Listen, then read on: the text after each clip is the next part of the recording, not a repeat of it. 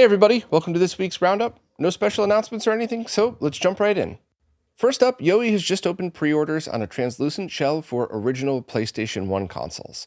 This shell is made of MABS instead of ABS, so it's actually more translucent and glossy, but it should feel similar, so you're not going to sacrifice quality for more clarity. Depending on the pictures that you see, they might have a different tint, but if you go to the site, you could just see pictures of them and they're clear. There's no color tint to these. And the price is $89. And while it is a pre-order, it should be shipping within days. So the price is the price, and you should be able to get it within a very reasonable period of time. And it's compatible with 5500, 7000, 7500, and 9000 models PS1. So this is one of those things where if your PS1 shell is cracked or yellowed or beat up, or you're just building like the ultimate PS1, maybe this is something you'd want to upgrade to. And as I always say, just be wary of low quality knockoffs. I've seen quite a few over the years. Some were so thin that I was actually kind of afraid to pick it up because the plastic would like squish, and I don't know. Yowie shells are the opposite of that. He's always made excellent replacement shells for consoles that look accurate to the original, but also, have any extra features like being clear and stuff like that. I did a live stream a while back on the Dreamcast shells, and I'm actually going to be doing another follow-up in a couple of months probably. So if you want to see the quality of these things, you could just skim the live stream just to see. Obviously it's a different console, but you could probably tell plastic quality and all that other stuff. So links are right here if you're interested. And yeah, if I wanted to pimp out a PS1, I would definitely include one of these. Next up, the developer Donuts with Dad has just released the gSerial enabler, which is a device that connects to the G-SCAR or G-Comp switch and also to the RetroTink 4K to allow for full automatic switching. And I've talked about this a couple times in the past. I was really excited for this, and I'm happy to see the project get underway. But essentially what you need to do is take the top off of your G-switch, and then you place this device over the EXT port, kind of like mashing the pogo pins in place, and then you put the plexi shell back on top, and that's kind of what holds it in place. The pogo pin idea I think is excellent because it's completely solder-free design, and it lets you easily install it, but if you need to take it apart and put it back in, that's fine too. And all you need to do is run a typical headphone jack style cable to it, which you would just want to run that before you put the case back on. That way you could do some strain relief and stuff like that. And that's basically it.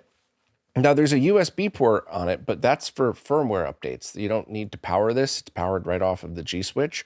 And then you connect it to the adapter it comes with that is a pass-through adapter for the VGA input. So if you still had something plugged into the VGA port, whether it's the Laser Bear Composite S video adapter or just a VGA cable or coming from a cross point, whatever, that will still work perfectly. This will just route the serial commands through those extra pins on the VGA port. So in software setup is the same as the SVS. You basically just have to copy and paste some profiles into a new folder and tweak them to your liking. But honestly, this is awesome. This is just full auto control of your G-switch. And not only is it available to purchase from the Ko-fi page, but you could also download and make your own via the open source files. So thank you so much to Donuts with Dad for doing this. This is such an awesome way to upgrade existing setups because there's a lot of G-switches out there. And I would imagine a lot of those setups are now paired with a RetroTink 4K. So taking, I don't know, an hour tops to install this, copy and paste the profiles, edit everything the way that you like them. I mean, now every time you turn on your full setup, you would be able to just auto switch everything just by powering on a console. So this is absolutely awesome. And anybody with a G switch should be excited about this. Even if you decide you don't need it and it's already working fine on your own, it's just awesome that you get existing functionality added to a pretty old product, all things considered. So thanks again, Donuts with Dad. Next up, Dennis Vandenbroek, aka Pointer Function, has just released the design files for the TurboExpress PC Engine GT, so essentially the portable handheld version of the TurboGrafx or PC Engine. And you're available to download the files and print them yourself, or you could go through something like PCBWay and have a really high quality version made. And at the moment, it's an exact replica of the original. So if you have an original one of these things and the case is cracked or beat up, maybe you dropped it at some point or a previous owner dropped it, this is an awesome way to get it fully replaced and not use any of the originals. Now, also, each individual piece is available as the file. So if you lost your battery door, if you broke the back but not the front, or vice versa, you could just get whatever you need. And if you go through a really high quality, expensive printer, you can get stuff that looks like it's injection molded. I'm showing an example of Dennis's Genesis 3 that was made through PCBWay that just shows an exact example of what to expect, which is really high quality. Not cheap, but just saying. I mean, if you've already invested in one of those Express consoles, you probably know how much it costs to buy anything for those. But there's also some stuff to come in the future that I think is worth mentioning right now. So first, there's going to be a version of this shell that has the front already redesigned for the LCD driver or the RGB driver, whichever one is for the TurboExpress. So you don't have to cut this at all. You would be able to print it or have it made to the exact dimensions that are needed for that screen. So if you're somebody that did a screen mod, probably just wait until that happens. I'm not sure how far away that is. I think they just still need to test on a couple to make sure fit and finish is good. But after that, I would get that one made, so then you don't have to cut anything. It just looks like a factory shell with a nice upgraded screen. And on top of that, Dennis is also working on taking the Cosam's reverse engineered board for this and adding Zaxor's Turbo Nanza, working on the updated power circuit for it, along with Zaxor, and being able to get you something that if you want to build one of these, like let's say all of the capacitors in your TurboExpress have leaked out, you kind of left it in your closet for a couple of years, you take it out, it won't turn on, you open it up, and it destroyed the motherboard. As long as the main proprietary chips are still working, you could just transplant those exactly like with the Neptune. So essentially building from scratch one of these things, and you don't even actually need an Express. Since these use the same proprietary chips as the big consoles, all you would need at that point is any of the proprietary chips. So let's just say you have a smashed up and broken PC Engine or something, and you'd rather have one of these with a video out, which is going to be in the upcoming board, then take those chips, transplant them onto this one, and have yourself an amazing handheld that also outputs video. So I wanted to mention that now. Normally I try to tell people, hey, if this is something you want, don't wait. You never know how long it's going to take to get the next thing. But this is one of those scenarios in which if you want to keep yours all original, but you want to replace damaged shells or parts, perfect. Print this one or have it made. But if you're looking to do an upgraded build with some crazy stuff, just wait until Dennis releases the rest of it, because it's going to be a significant upgrade over the original, plus no cutting or anything else. It just will drop right in place. So thanks to Dennis for doing all of these. I'm a fan of his work and really looking forward to the next version. Next is an update to the GameCube version of the MemCard Pro, and if you update your MemCard Pro via Wi-Fi, you really need to listen to this, and if not, it probably doesn't matter anyway. But this update has a couple of things. First, it fixes an issue that was occurring with Japanese consoles, but it also switches the Wi-Fi based firmware updates to a different server. So unless you'd updated to the last version, if you try to update it via Wi-Fi, it's not going to work. It's just going to say server not found or something. So you would have to update via the micro SD card first, and then all updates from now on would just be through that same web interface.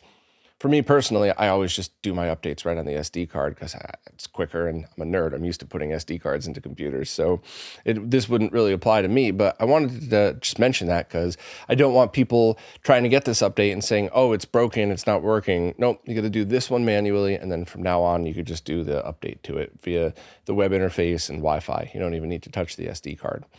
Also, if you want to learn more about this and what it could do, Tito from Macho Nacho Productions did a great video about it a while back that's still totally relevant, so check that one out for more info. Speaking of Tito from Macho Nacho Productions, he recently posted a video about the Sharp X1 PC that I had never heard of until I saw this video. I'm not really versed in Japanese PCs, and while of course I'd heard of the X68000, I never realized this was the predecessor to it. And this is both a PC, but it also has a PC Engine built in, much like the Laser Actives, how they had the PC Engine module and the Genesis module. It's the same thing. It's a complete PC Engine on a board that's inside of this. So essentially it's two devices in one that you could toggle the output via a switch, and there's independent video outputs, as is common with these weird mixed machines from the 80s and 90s.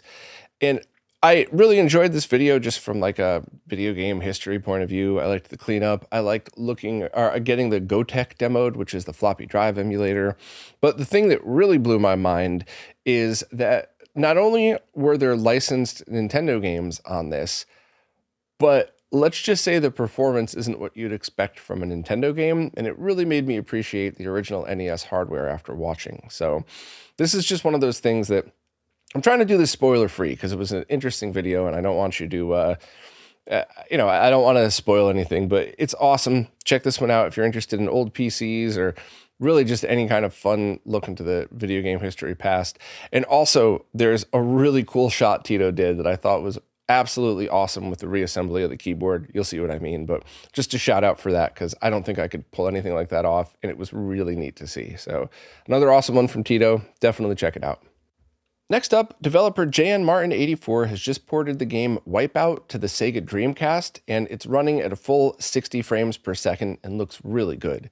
This is based off of the Wipeout rewrite project, which may or may not have been based off of leaked source code that allows you to run it on PC, right in a web window, and it looks really, really good. And I think there's a bunch of different ways to play it nowadays on many different platforms, but seeing it running on a Dreamcast is kind of special because, it's just one of those things where anytime a new console was released, you always kind of wonder what the other games from the previous generation would look like if they were on those, or at least us fellow nerds do, I guess, sometimes.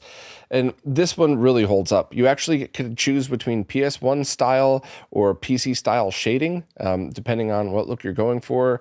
And I believe there's a widescreen mode as well, although I may have just been also seeing the PC version. I don't know. I messed around. As soon as I saw Donald's post, I messed around with a bunch of it. So either way, if you like the game Wipeout, this is absolutely worth your time to check out, whether it's on the Dreamcast or whether you just check out the Wipeout rewrite project and play some on the PC. But it was very cool to see it running rendered in a higher resolution at higher frame rates like that.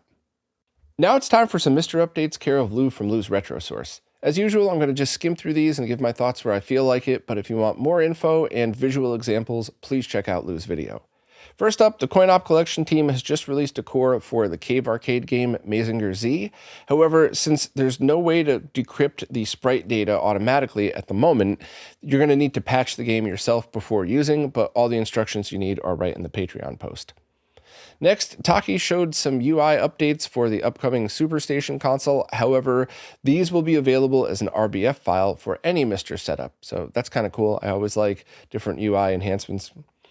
Next, user AdRev, I'm very sorry if I'm getting that wrong, has just created some introductory instructions for the various computers and consoles supported on Mr.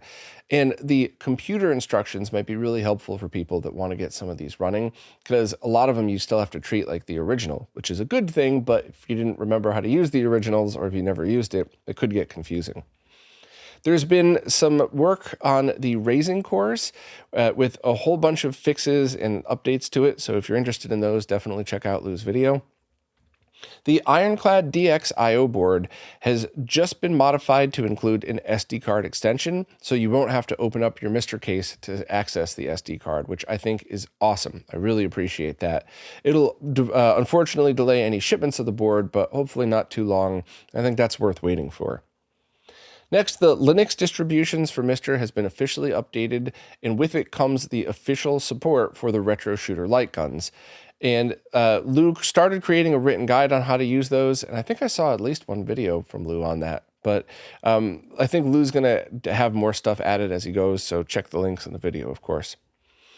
The Ypsilon just updated the Mr. distributions and added filter terms that lets you filter games based on screen rotation, screen scan rate, the number of buttons, the number of players, special controllers, and so on, which is really, really awesome for people with dedicated arcade setups. And I did that video, over a year ago now, about my dedicated arcade setup and how I wanted everything with vertically oriented games on that.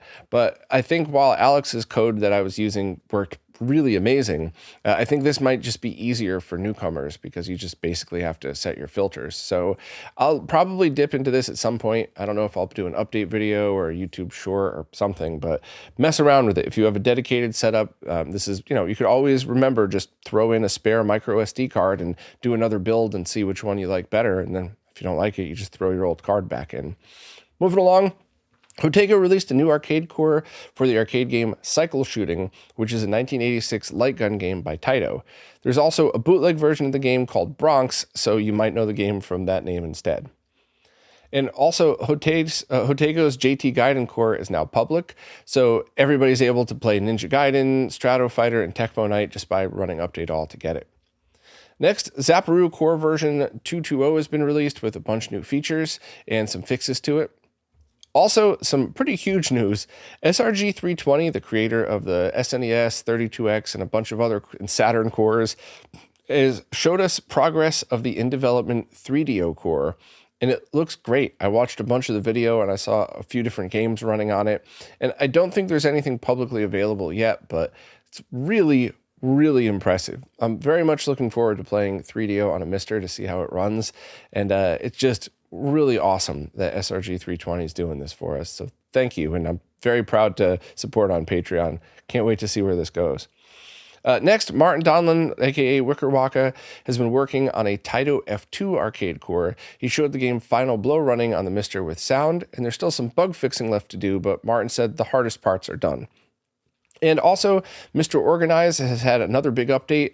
It's a lot to go over, so it's probably best just to check out the public Patreon post to see all of the things that apply to it. But I'm interested in working on that. I haven't had time to test it yet, but it seems like it might be a really cool way to keep all of the ROMs and updates sorted. But we'll see where that goes, and hopefully I could maybe even do a live stream checking that out sometime. But anyway, as always, thanks to Lou for keeping up with this stuff. There's no chance that I'd be able to do it, so I really appreciate that we get all these updates just delivered in one video like this. So I'm happy to support Lou on Patreon to keep this going. So thanks, Lou. So have any of my fellow retro nerds ever been scrolling through ROMs and you see Super Mario Bros. 3, version 1, version 1.1, version 2, whatever it might be, and you're wondering, what's the difference between each of those? Well, Chris from Displaced Gamers just did exactly that for Super Mario Bros. 3 and traced back the launch version of the game versus the revision that was put out just a few months later, I believe, and went through any of the differences, whether it was text that was used or even the font on the box and stuff like that. And I think this was just a fun breakdown of what things were changed back then. Because these days, if you release a game on any modern platform, even if you have a physical version, if you need to make any small changes like that, you push an update and everything just updates on the console. Whereas back in the day, you had to sell off all of your stock. If it was a bad issue, you'd have to recall a lot of it and then redo all of the ROMs and, basically redo the whole production process from scratch. So it was interesting to see what things were changed. There weren't anything major. It wasn't some, crazy discovery, but I still found it really, really interesting. So definitely check this one out if you're even mildly curious about that. And it was just cool to see the code broken down and how Chris was able to figure out the exact differences of each. Next, the deadline for the Sega Xtreme Sega Saturn 30th Anniversary Game Competition passed on Friday, and there were more than 24 entries ranging from original games to hacks, patches, and translations, and utilities. And every year, there's a bunch of awesome stuff that comes out of this. Right now, I think everything's being evaluated, and about a month from now, it's going to be revealed, I believe, May 11th. But if you're a fan of Saturn Homebrew, absolutely check out Dan's post and scroll through all of the different stuff and see what you might be most hyped about. I always enjoy seeing what comes out of it. And from my nerdy point of view, I think I'm equally as excited for utilities as I am everything else, because I see where those can lead to, especially in certain weird cases where I know of things that have gone on over the years, and it's like, oh, that could finally be done easier. So, of course, I'm a huge nerd, so probably most people might just get excited about the new games and the translations and stuff. But links to the main competition are here. The full list of everything is also right in Dan's post. And this is neat. I'm interested to see what the winners are and what all of this stuff looks like. And every year they do a video breaking all this stuff down. So check all that stuff out if you're interested. Next, the developer Infidelity has just released his latest NES to SNES conversion, this time for Mega Man 5. And this one's pretty interesting because the game has inherent lag built into it in the original, and that did get moved over to the SNES. There's still things like less flicker with all the sprites on screen, less overall slowdown, but the way Mega Man 5 and 6 were coded is what resulted in that. So I guess during the process, towards the very end of the porting, he had found another developer who had done both Mega Man 5 and 6 and enhanced it in order to speed it up and have less slowdown. So while there's the typical upgrades and you still get the MSU1 soundtrack and everything, the next game he's working on is Mega Man 6, and he's actually going to start with the Japanese version, Rockman, because that's where all of those enhancements were implemented. So the next version is going to come out probably as Rockman, but then have and see if all of those enhancements would make a notable difference after being ported to the SNES, which it should. So you might think, well, why don't you just go back and redo Mega Man 5? Because it's essentially redoing the entire thing. So I think the developer is making the right choice by, hey, let me try this with Mega Man 6. If it works, maybe I'll go back when I have time to do 5. But if it doesn't work, at least it's still a full conversion. So it wasn't time wasted. It was, still complete NES to SNES hack. So if you want all of the lists of features and changes from the NES version, it's all right here in the post. Anybody can download it and use it. You just need a way to run an SNES ROM. And if you can't use MSU1, it'll just play regular audio from it. But please remember that if you want to see more of these, consider supporting the developer on Patreon, because I'm a big fan of these. And while I've never actually played Mega Man 5 or 6, now I'm kind of interested. So I think I might wait till 6 comes out and do a live stream playing a little bit of each to see if I could feel the differences and kind of just go from there. But I'm always hyped for these. And, a lot of these conversions are now my go-to when I want to play those games. So, hopefully we'll see some more done, but check these out if you're interested. And once again, it's a free download. You don't have to support, but I'm very happy to. Well, that's it for this week. As always, thanks to everybody who watches, listens, plays nicely in the comments, and especially thank you to anybody who supports in absolutely any way, because it really is you who's keeping all this stuff going. So thank you all so much, and I'll see you next week. This week's Roundup is brought to you by Neo Paradigm Entertainment, connecting Southeast Asian influencers with opportunities in the West.